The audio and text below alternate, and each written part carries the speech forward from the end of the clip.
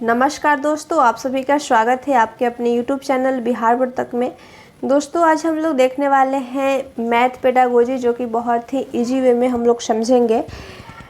और 46 से आपका शुरू होता है मैथ पेडागोजी, उसी को हम लोग देखने वाले हैं और बहुत ही इजी तरीके से। ठीक है, क्वेश्चन क्या है कि फैजा कहती है कि 1/8 जो है 1/2 से बड़ा है। ठीक है, तो इसका जो कथन है क्या है, ये गलत कहा है। फैजा ने गलत कहा कि 1/8 जो है 1/2 से बड़ा है। फैजा द्वारा की गई इस त्रुटि के लिए निम्नलिखित में से कौन सा सर्वाधिक उपयुक्त होगा, आपको ये बताना है। फैजा जब ये गलती कर रही है, यानी कि त्रुटि हो रहा है उससे, कि वो समझ नहीं पा रही है कि 1/8 जो है वो छोटा है 1/2 से। ठीक है, ये नहीं समझ पा रही है, तो उसमें क्या कमी हो सकता है, कौन सी त्रुटि हो सकता है, इसके बारे में आपको बताना है। तो ऐसा जब भी त्रुटि आए कि 1/बट्टा वाला, कि दोनों में वो तुलना नहीं कर पा रही है, वो जाता है आपका अवधारणात्मक त्रुटि। ठीक है, यह एक क्या है, अवधारणात्मक त्रुटि है। इस बात को आप ध्यान दीजिएगा। ओके, आइए देखिए नेक्स्ट क्वेश्चन। राष्ट्रीय पाठ्यचर्या रूपरेखा 2005 के अनुसार गणित पाठ्यक्रम डैश होना चाहिए। 2005 के अनुसार आपको बताना है कि गणित पाठ्यक्रम कैसा होना चाहिए। यहाँ पे देखिए आपका ऑप्शन है सुसंगत और एस्थेटिक, ऑप्शन बी है महत्वाकांक्षी और एस्थेटिक, ऑप्शन सी है एस्थेटिक और गतिविधि पर केंद्रित, और ऑप्शन डी है महत्वाकांक्षी और सुसंगत।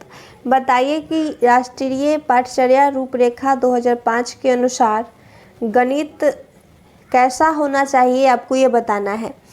तो 2005 के अनुसार गणित जो है वो महत्वाकांक्षी और सुसंगत होनी चाहिए। आप चाहेंगे तो नोट कर सकते हैं। यहाँ पे एक बार और क्वेश्चन को देख लीजिए। गणित का पाठ्यक्रम कैसा होना चाहिए, सुसंगत, महत्वाकांक्षी और सुसंगत होना चाहिए। ठीक है, आइए देखिए नेक्स्ट क्वेश्चन। प्राथमिक कक्षा में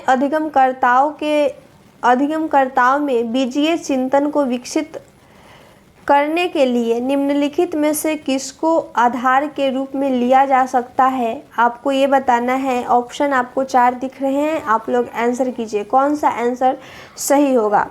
यहाँ पे क्वेश्चन कहा क्या, प्राथमिक कक्षा के अधिगमकर्ताओं में बीजीय गणित, बीजीय चिंतन जो है उसको विकसित करना है आपको, तो आप क्या करेंगे। ठीक है, ऑप्शन देखिए, आकृतियों को पुनरावृत्ति वाले सरल प्रतिमानों से आरंभ करना और फिर ऐसे जटिल प्रतिमानों की ओर बढ़ना जिसमें संख्याएं भी शामिल हो। बिल्कुल सही बात है, पहले तो उसको सरल प्रतिमान से हम आरंभ करेंगे, यानी कि शुरू करेंगे, और थोड़ा थोड़ा करके जटिल के रूप में ले जाएंगे। ठीक है, आपका ऑप्शन ए बिल्कुल सही है।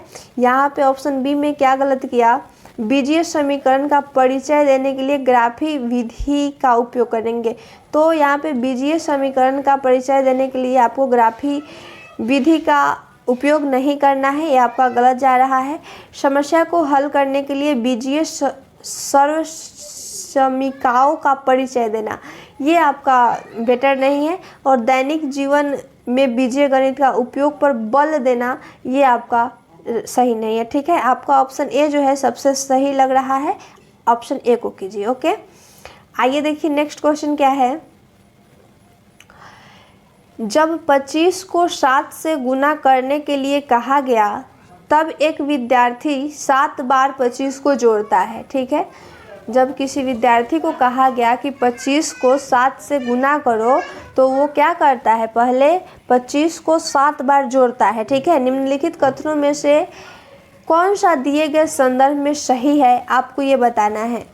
तो विद्यार्थी जो है वो क्या कर रहा है, 25 को आप बोले कि 7 से गुना करो, तो वो 25 को 7 बार करके क्या कर लेता है, जोड़ लेता है, तो उसका गुना सही हो जाता है, निकल जाता है। तो बच्चा जो है क्या कर रहा है, सृजन कर रहा है। ठीक है, वो खोज रहा है कि कैसे मैं इसको इजी वे में सॉल्व कर पाओ। तो ये जो बात होगा सृजन वाली बात, विद्यार्थी ने सृजनात्मक रूप से सृजन करने का अर्थ क्या हुआ? खोज, एक नई विधि अपनाना, ठीक है। सृजनात्मक रूप से योग की समझ को गुणन तक विस्तृत किया है। ओके, आपका ऑप्शन सी सही होगा।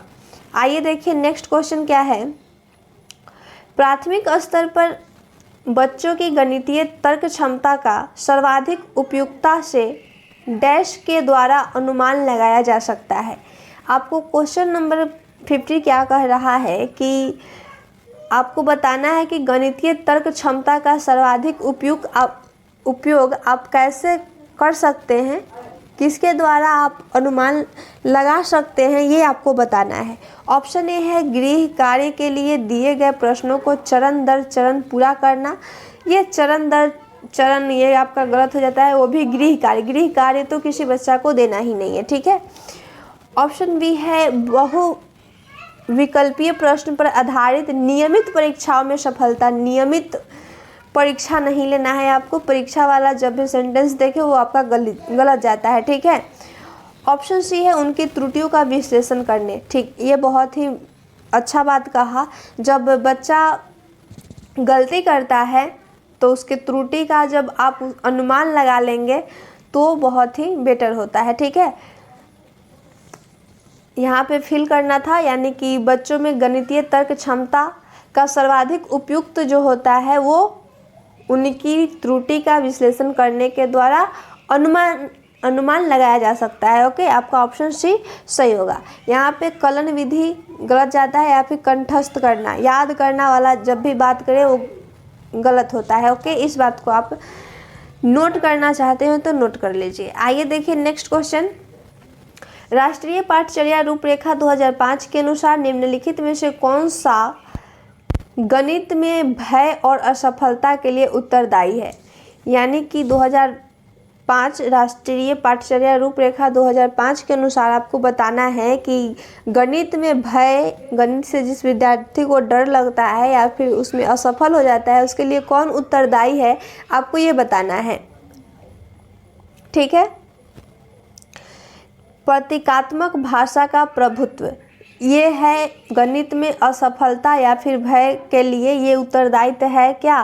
प्रतीकात्मक भाषा का प्रभुत्व, ये आपका उत्तरदायी है। और ऑप्शन बी है गणित की संचयी प्रकृति, ये बिल्कुल सही है। गणित की संचयी प्रकृति से जो है बच्चा भयभीत हो जाता है या फिर असफल हो जाता है, ठीक है। आपका ऑप्शन बी होगा वो सही होगा, ठीक है। यहाँ पे जेंडर विशिष्ट योग्यता यहाँ पे कोई महत्वपूर्ण नहीं रखता है। रचनात्मक आकलन तो बहुत ही बेटर होता है, ये आपका सही होगा। आपको निगेटिव खोजना था जो उत्तरदायी है गणित में असफल होने का, या फिर जो बच्चा भयभीत है गणित से, उसको आपको चुनना था, ठीक है। आपका ऑप्शन बी सही होगा। आइए देखिए नेक्स्ट क्वेश्चन क्या है।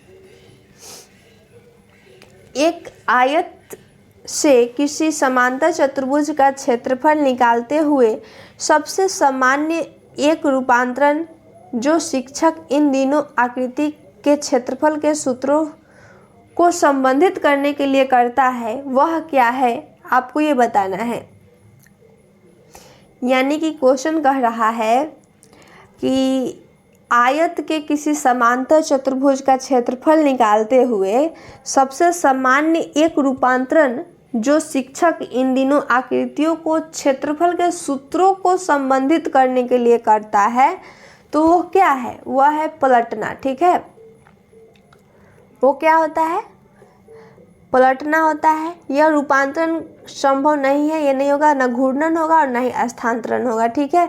ये पलटना होता है, यानी कि क्षेत्रफल निकालना है आयत का और समांतर चतुर्भुज का, तो उसमें उलट पलट कर निकाल सकते हैं, ठीक है। आइए देखिए नेक्स्ट क्वेश्चन क्या है। निम्नलिखित कथनों में से कौन सा प्राथमिक कक्षाओं के आंकड़ों का प्रबंधन के शिक्षण के संबंध में सही है? आपको ये बताना है आंकड़ों का प्रबंधन के शिक्षण के संबंध में क्या सही होगा, आपको ये बताना है, ठीक है। जहाँ भी आंकड़ा का बात करें वहाँ पे सर्वेक्षण होता है या फिर प्रबंधन होगा, ठीक है। यहाँ पे देखिए प्रबंधन साथ में आया है, तो आपको ऑप्शन चूज करना है, कौन सा ऑप्शन सही होगा। आंकड़ों का प्रबंधन में शिक्षण के संबंध में सही कथन को चुने आप। वो है आपका ऑप्शन सी सबसे बेटर लग रहा है। इसका प्राथमिक कक्षाओं में अनौपचारिक रूप से परिचय दिया जा सकता है, क्योंकि प्राथमिक कक्षाओं के विद्यार्थी इसे अपने दैनिक जीवन के अनुभव से जोड़ सकते हैं। बिल्कुल सही बात है। प्राथमिक कक्षा का जो स्टूडेंट होते हैं वो अपने दैनिक जीवन के अनुभव से उसे जोड़कर समझ सकते हैं। ठीक है। अनौपचारिक के अंतर्गत आ जाता है परिवार, समाज, ये सब आ जाएगा, और औपचारिक के अंतर्गत आता है विद्यालय। इस बात को ध्यान दीजिएगा। ठीक है। और यहाँ पे देखिए ऑप्शन ए में क्या गलत किया, परिचय नहीं देना चाहिए। ये तो बिल्कुल गलत बात है। अगर आप किसी बच्चे को किसी समस्या के बारे में परिचय नहीं देंगे तो वो कैसे समस्या को हल करेगा, ये तो गलत होगा। और ऑप्शन बी है संबंध नहीं है। यहाँ पे फिर निगेटिव वाला बात किया कि गणितीय अवधारणाओं के संबंध नहीं है, ये भी गलत है आपका। फिर यहाँ पे ऑप्शन डी में क्या गलत किया, कक्षाओं के विद्यार्थियों के पास नहीं होता। आप पूरा पढ़ लीजिएगा क्या कह रहा है क्वेश्चन। आपका यहाँ पे ऑप्शन सी जो है सही है। ठीक है। आइए देखिए नेक्स्ट क्वेश्चन क्या है। नेक्स्ट क्वेश्चन रहा, निम्नलिखित में से कौन सी उच्च प्राथमिक स्तर पर गणित के हस्तकौशल सहायक सामग्री के उपयोग के बारे में सही नहीं है। आपको ये खोजना है जो निगेटिव है ऑप्शन में, जो सही नहीं है उसे आपको चूज करना है। ठीक है। ये गणित का जटिल अवधारणाओं को समझने में मदद करता है। बिल्कुल सही बात है। गणित की जटिल अवधारणाओं को समझने में मदद करता है कौन, हस्तकौशल सहायक सामग्री का उपयोग। ठीक है। इसका उपयोग गणित की कक्षा में खाली समय बिताने के लिए किया जाता है। बिल्कुल गलत बात है। हस्तकौशल सहायक सामग्री का उपयोग जो है वो खाली समय बिताने के लिए नहीं किया जाता है। यहाँ पे आपका ऑप्शन बी जो है वो निगेटिव बोला, गलत बोला। आपका ऑप्शन बी सही होगा इस क्वेश्चन के हिसाब से। ठीक है। ऑप्शन सी में क्या कह रहा है, इनका उपयोग आकलन के लिए एक शिक्षण शास्त्रीय संसाधन के रूप में किया जा सकता है। बिल्कुल सही बात है। हस्तकौशल सहायक सामग्री का उपयोग जो है आप कर सकते हैं किस चीज़ में, आकलन के लिए। ठीक है। शिक्षण शास्त्रीय संसाधन के रूप में आप कर सकते हैं। अमूर्त अवधारणाओं को मूर्त प्रस्तुतिकरण करने में भी आप इसका उपयोग कर सकते हैं। आपका ऑप्शन यहाँ पे बी जो है वो गलत बोला, बी आपका आंसर हो जाएगा। ओके। नेक्स्ट क्वेश्चन देखिए क्या है, 10 सेंटीमीटर लंबे लचीले फीते को 5 सेंटीमीटर और खींचा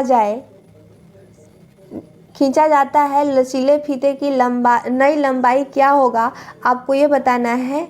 और ये आपको लंबाई करके नहीं बताना है। इसमें क्वेश्चन आगे देखिए क्या कहता है, हेमलता अपनी कक्षा में विद्यार्थी के समक्ष उपयुक्त इबारती सवाल प्रस्तुत करती है। मूल अवधारणा जिसकी ओर संकेत कर रही है वह क्या है, आपको ये बताना है। ठीक है।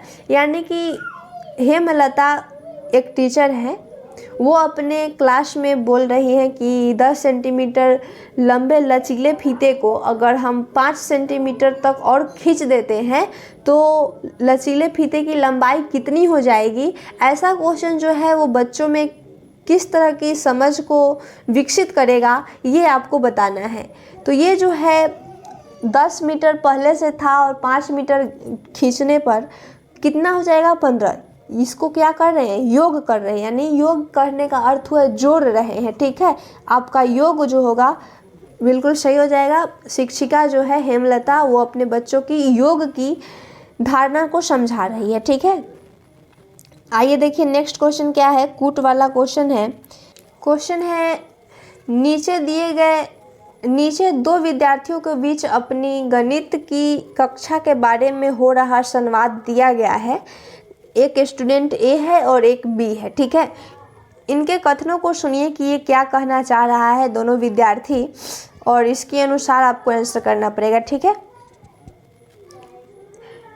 पहला स्टूडेंट जो है ए, वो कह रहा है मेरे मस्तिष्क में बहुत से प्रश्न घूम रहे थे पर मुझे पूछने में डर लग रहा था। ठीक है। ऐसा जो बात है बहुत सारे स्टूडेंट के अंदर होता है, वो उसके अंदर जो है बहुत सारे क्वेश्चन आएंगे लेकिन वो पूछने से डरता है। तो ऐसा जो बात है वो स्टूडेंट जो यहाँ पे ए है उसमें थी, ठीक है। और स्टूडेंट बी जो कह रहा है क्या कि मैं गणित में प्रश्न पूछने में बहुत डरती हूँ क्योंकि मुझे लगता है कि यदि वे गलत हुए तो मैं कहीं बेवकूफ़ ना कहला जाऊँ, ठीक है। बी ऐसा सोच रहा है। तो ये जो संवाद कर रहा है ए और बी आपस में, यह किसको प्रदर्शित कर रहा है आपको ये बताना है। तो आपका देखिए क्या है ऑप्शन और उसको चूज कीजिए। कूट है आपका, इस बात को ध्यान दीजिएगा। अध्यापक केंद्रित कक्षा, बिल्कुल सही बात है। अध्यापक केंद्रित कक्षा नहीं रहता, बाल केंद्रित कक्षा रहता तो बच्चों में ऐसी भावना होती ही नहीं, ठीक है। ये जो कक्षा हो गया है अध्यापक केंद्रित हो गया है, इसलिए बच्चों में डर पैदा होने लगा है। अगर कक्षा बाल केंद्रित रहता या फिर शिक्षार्थी केंद्रित रहता तो बच्चा को क्वेश्चन करने में डर नहीं लगता। ओके, ऑप्शन बी है गणित की कक्षा में भय रहित माहौल की कमी, बिल्कुल सही बात है। गणित की कक्षा जो है उसमें भय रहित यानी कि बच्चा जो है डर रहा है, भय रहित नहीं है, उसमें भय रहित माहौल की कमी हो गई है, ठीक है। इसलिए बच्चा जो है क्वेश्चन करने में डर रहा है। ऑप्शन सी है गणित की कक्षा में अधिकांश विद्यार्थी द्वारा बनाए गए बहाना बनाने से ऐसे नहीं होगा कि विद्यार्थी भयभीत हो जाएगा, ठीक है। ये आपका ऑप्शन सही नहीं है। और ऑप्शन डी है अध्यापक की अवधारणाओं के प्रति समझ में कमी, ये भी आपका इस डर का कारण नहीं हो सकता है। आपका ऑप्शन डी जो है बिल्कुल सही जा रहा है, ए और बी। ओके, आइए देखिए नेक्स्ट क्वेश्चन। नेक्स्ट क्वेश्चन क्या है, राष्ट्रीय शिक्षा नीति 2020 के अनुसार गुणवत्ता शिक्षा प्रदान करने के लिए बच्चों को स्वतः या फिर स्व अधिगमकर्ता बनाने के लिए महत्वपूर्ण सिद्धांत क्या है आपको ये बताना है। यानी कि एनईपी 2020 के अनुसार आपको बताना है कि गुणवत्ता शिक्षा प्रदान करने और बच्चों को स्वतः यानी कि स्व अधिगमकर्ता बनाने के लिए क्या महत्वपूर्ण हो सकता है, ये आपको बताना है, ठीक है। तो यहाँ पे जो है कैसे सीखना है ये आपका बिल्कुल सही जाता है। यह सीखना कि कैसे सीखना है, ये जब पॉइंट को पकड़ लेंगे तो बिल्कुल सही हो जाएगा, ठीक है। कैसे सीखने वाला जब भी बात आए वो सही जाता है। क्या सीखना है ये आपका गलत होगा, कहाँ सीखना है ये भी नहीं जाएगा सही, किससे सीखना है ये भी नहीं, कैसे सीखना है ये जानना ज़रूरी है, ठीक है। आइए देखिए नेक्स्ट क्वेश्चन क्या है।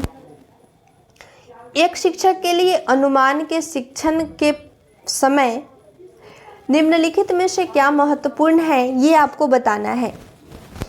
एक शिक्षक के लिए अनुमान के शिक्षण के समय निम्नलिखित में से क्या महत्वपूर्ण है। यहाँ पे ऑप्शन देखिए, शिक्षक को यह समझना चाहिए कि अनुमान लगाने का एक ही सर्वश्रेष्ठ मार्ग है। तो अनुमान लगाने का एक ही श्रेष्ठ मार्ग नहीं हो सकता है। आगे ऑप्शन बी देखिए, शिक्षक को उन विद्यार्थियों को उत्तर की उपेक्षा करनी चाहिए। उपेक्षा वाली बात गलत होता है, ठीक है। ऑप्शन सी देखिए, शिक्षण को उन विद्यार्थियों को प्रोत्साहित करना चाहिए जिनका अनुमान सबसे निकट हो। सबसे निकट जिनका अनुमान हो उनको प्रोत्साहित नहीं करना चाहिए, आपका उतना सही नहीं जाएगा। ऑप्शन डी देखिए क्या है, शिक्षण को विभिन्न यथोचित उत्तरों के परास यानी कि डेज के अवसर प्रदान करना चाहिए, तत्पश्चात उन पर चर्चा करनी चाहिए। बिल्कुल सही बात है। जब आप विद्यार्थी को अवसर देंगे क्वेश्चन करने के लिए या फिर कुछ करने के लिए अवसर देंगे तब विद्यार्थी बेहतर तरीके से सीखेगा और उसके बाद अवसर देने के बाद उस पर चर्चा भी करनी होगी, ठीक है। आइए देखिए नेक्स्ट क्वेश्चन क्या है। गणित में नैदानिक परीक्षा का प्राथमिक उद्देश्य क्या है। नैदानिक परीक्षा का उद्देश्य क्या होता है आपको ये बताना है। तो सीधे आइए आंसर पर। नैदानिक परीक्षा का जो प्राथमिक उद्देश्य है वो है गणित में बच्चों की सीखने में रह गई कमियों को समझना, ठीक है। नैदानिक परीक्षा का प्रामाणिक उद्देश्य जो है वो है गणित में बच्चों के सीखने में जो कमी रह गई है उसको समझना है। ओके, आइए देखिए नेक्स्ट और लास्ट क्वेश्चन। आज का लास्ट क्वेश्चन होगा आपका। क्वेश्चन है, गणित की कक्षा में एक विद्यार्थी कहता है कि एक वर्ग समांतर चतुर्भुज और एक आयत दोनों है। वह आगे कहता है सारे आयत भी समांतर चतुर्भुज होते हैं। वैन हीले की ज्यामितीय चिंतन के अनुसार आपको बताना है कि विद्यार्थी ज्यामितीय चिंतन को किस स्तर पर रख रहा है, ये आपको बताना है। ठीक है, तो जब भी बात करें कि बच्चा जो है एक वर्ग, एक समांतर चतुर्भुज और एक आयत दोनों है, यानी कि कह रहा है क्वेश्चन एक वर्ग जो है एक समांतर चतुर्भुज है और एक आयत दोनों है। ठीक है, और फिर वो आगे कह रहा है क्या कि आयत भी समांतर चतुर्भुज होते हैं। फिर आयत को क्या बोल रहा है, समांतर चतुर्भुज बोल रहा है। तो वैन हीले के ज्यामितीय चिंतन के सिद्धांत के अनुसार बताना है कि विद्यार्थी जो है ज्यामितीय चिंतन किस प्रकार से कर रहा है। तो ये जो होगा आपका समबद्धता। ठीक है, इस बात को थोड़ा सा ध्यान दीजिएगा, वैज्ञानिक का बात आपको याद रखना पड़ेगा थोड़ा सा। चलिए, आज का जो क्वेश्चन था वो ख़त्म हो चुका, गणित पेडागोजी। इसी तरीके से हम लोग सभी क्वेश्चन को देखेंगे। आप रेगुलर बने रहें। मिलते हैं नेक्स्ट वीडियो में। जय हिंद।